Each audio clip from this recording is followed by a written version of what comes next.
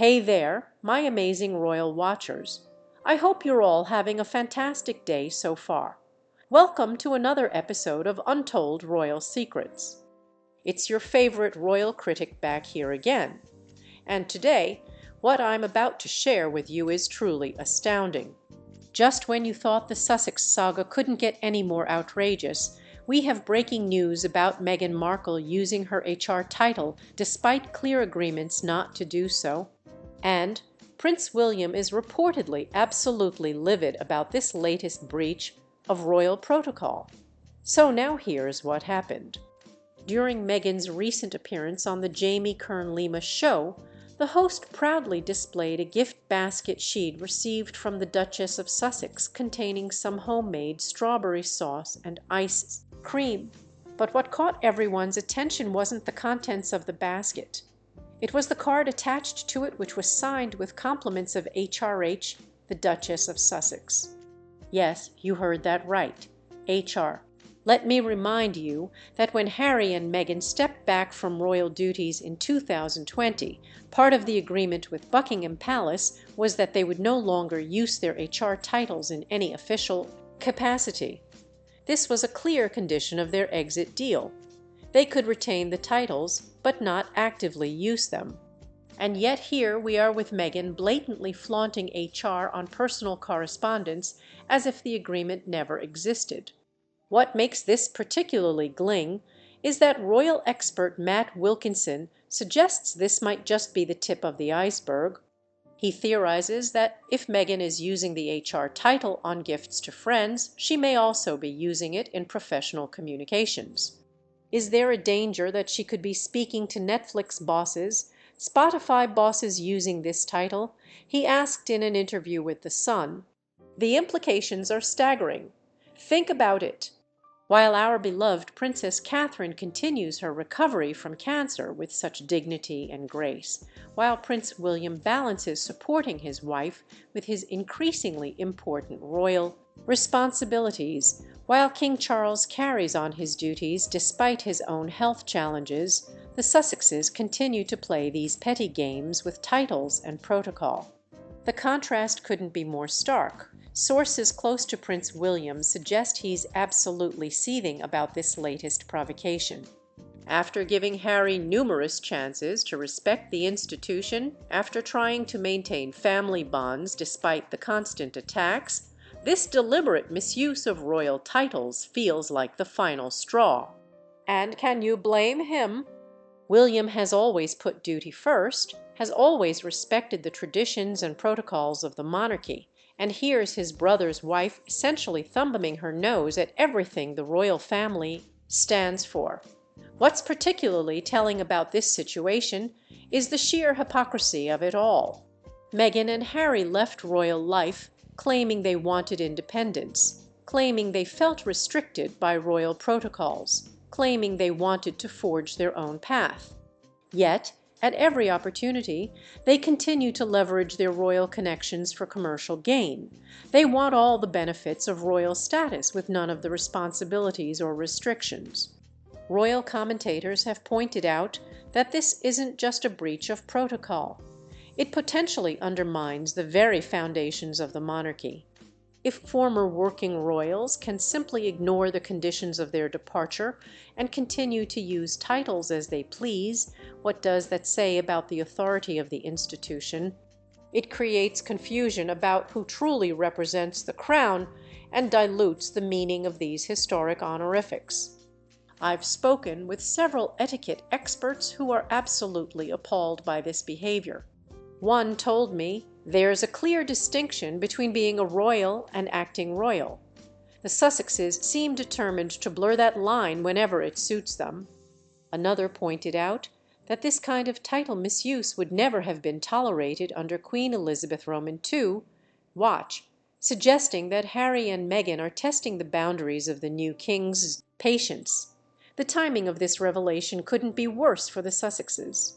Just as their Netflix deal appears to be on shaky ground, just as public opinion continues to turn against them, they pull a stunt that reinforces every criticism that's been leveled at them. It's almost as if they are deliberately trying to burn the few bridges, they have left with the royal family. Some royal insiders suggest that Meghan may have been unaware that the image showing the HR note would be made public, that it could have been an oversight or misjudgment by her team. Honestly, does anyone really believe that? This is a woman who micromanages every aspect of her public image, who reportedly stages paparazzi photos, who has carefully crafted every element of her post-royal brand.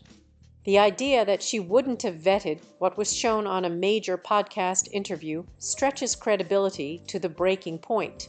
And where is Harry in all this? The same Harry who once said he wanted his wife to have the respect she deserves. Does respect include disregarding agreements made with your grandmother, the late Queen? Does it include allowing your wife to use titles in a way that directly contradicts the terms of your exit from royal duties? The man who once seemed so principled has become a shadow of his former self, apparently willing to go along with whatever strategy Meghan deems necessary for their brand building. I can't help but think about how differently William and Catherine handle themselves. They understand that with privilege comes responsibility. They know that titles aren't just fancy labels. They represent centuries of tradition and carry real meaning. They use their platform not for personal gain, but for the benefit of others, highlighting important causes and bringing attention to those who truly need it. What's perhaps most disappointing in all this is how predictable it's become. Every few months, there's another Sussex controversy, another breach of protocol, another attack on the institution they left behind. It's as if they can't help themselves. They need the connection to royalty because, frankly, without it, what do they have? A failed Spotify deal?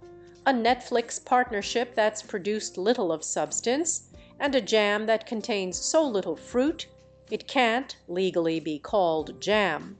The reaction from the British public has been swift and unforgiving. Social media is alight with criticism, with many pointing out that if Meghan and Harry truly wanted independence, they would stop clinging to royal titles altogether. It's the fundamental contradiction at the heart of the Sussex brand.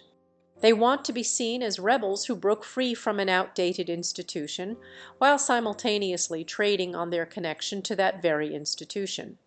Royal biographers I've spoken with suggest this latest title controversy is likely to further cement the divide between the Sussexes and the working royals. William has been incredibly patient, one told me, but there comes a point where enough is enough. Using the HR title after explicitly agreeing not to do so crosses a significant line. Another suggested that this could lead to more formal measures to distance the institution from Harry and Meghan, potentially including the removal of their Duke and Duchess titles. What makes this whole situation even more absurd is that Meghan reportedly sent this HR-labeled gift to Jamie Kern-Lima, the founder of IT Cosmetics, who sold her company to L'Oreal for $1.2 billion. This isn't some struggling friend who needed a pick-me-up. This is a billionaire businesswoman. It seems the gift was less about generosity and more about brand building and networking with the royal title thrown in for added cash. Just imagine for a moment how different things could have been. Harry and Meghan could have created a meaningful post-royal life, balancing privacy with selective public service, maintaining respectful relationships with the family while carving out their own niche. Instead, they've chosen this path of constant provocation, persistent victim narratives, and blatant disregard for agreements they freely entered into. The contrast with Princess Anne, Prince Edward, Sophie Duchess of Edinburgh, and other non-headline-grabbing royals is particularly telling.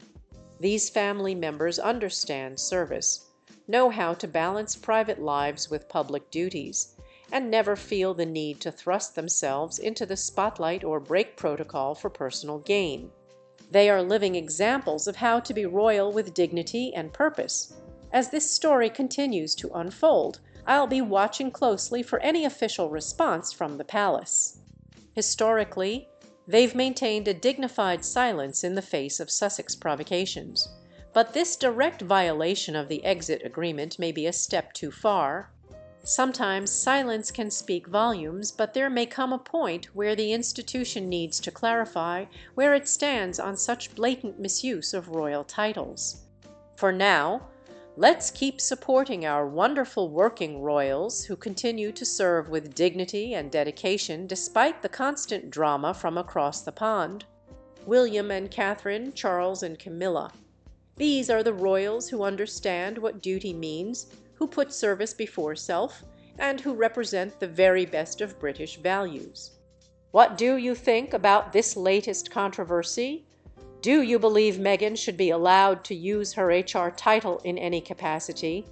Or is this just another example of the Sussexes wanting to have their cake and eat it too? Let me know in the comments below. I read every single one and love hearing your perspectives. Before I sign off, I want to send my continued love and support to Princess Catherine as she navigates her health challenges. Her grace, strength, and dignity during this difficult time has been truly inspirational and shows what real royal character looks like. Until next time, keep supporting our working royals who truly deserve our admiration and respect. Don't forget to like, subscribe, and hit that notification bell for more royal updates and insights. Peace out.